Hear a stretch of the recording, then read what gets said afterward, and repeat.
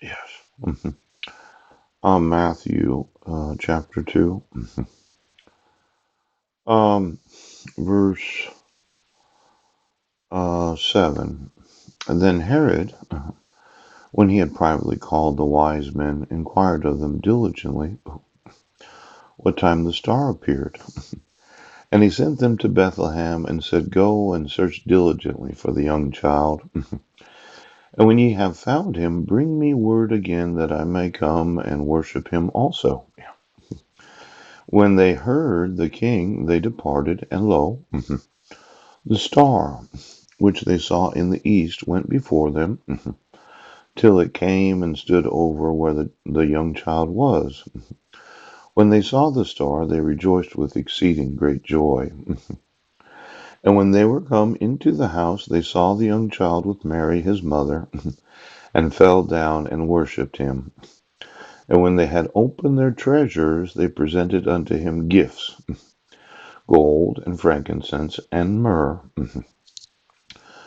Verse 12, and being warned of God in a dream that they should not return to Herod, they departed into their own country another way. And when they departed, behold, the angel of the Lord appeareth to Joseph in a dream, saying, Arise, and take the young child and his mother, and flee into Egypt, and be thou there until I bring thee word, for Herod will seek the young child to destroy him.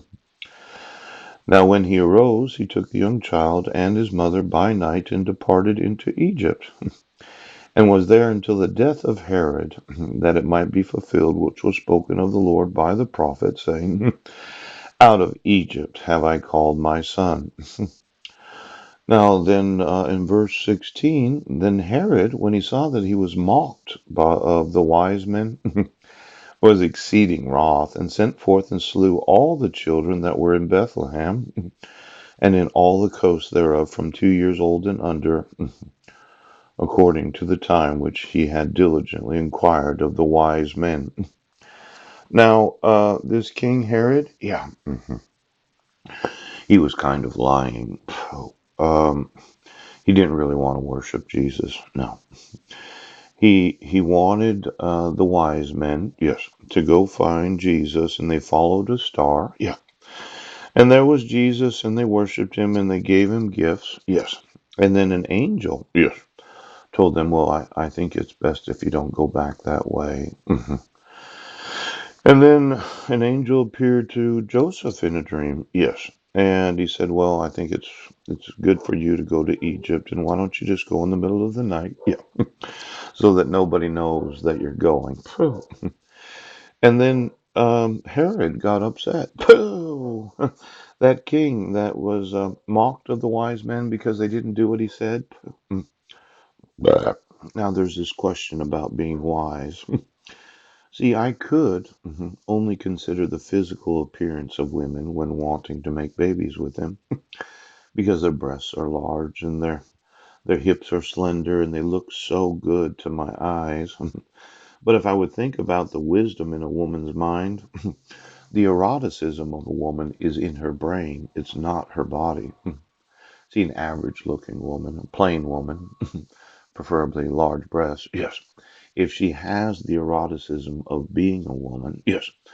The wisdom would be to be with women that are wise, yes, because of the eroticism in their minds, because the mind decides what the body does. Now, these wise men, you think they ever had sex? And did they go looking to come to find out? Or did they decide their spouses would be because of their brains or their bodies? Ouch. Now, just thinking about this wisdom of bringing gifts to Jesus, yes.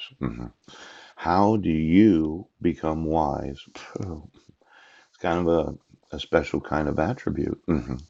See, I was thinking about children that are fat, but I don't really look at the physical attractiveness of a child as a man. Yes.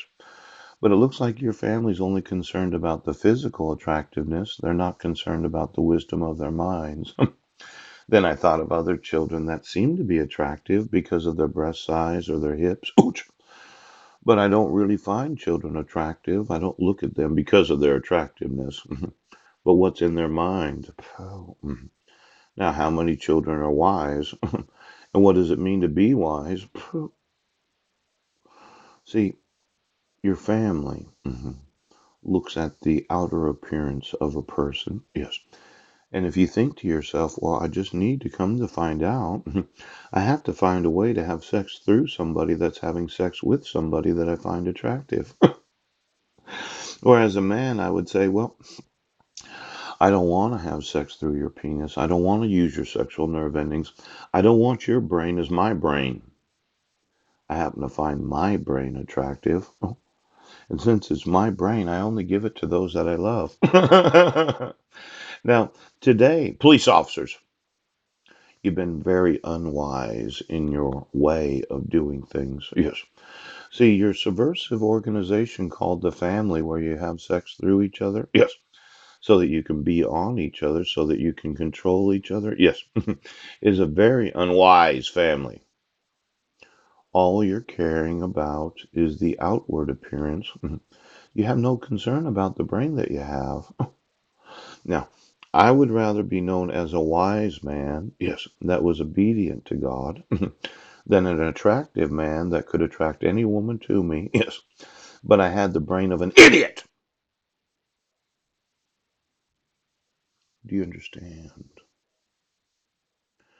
Today, I'm going to want to use the court system of the United States. And for all of you that are liable for refusing to enforce the laws, I'd rather be known as a wise man that is unattractive than an attractive man that was unwise.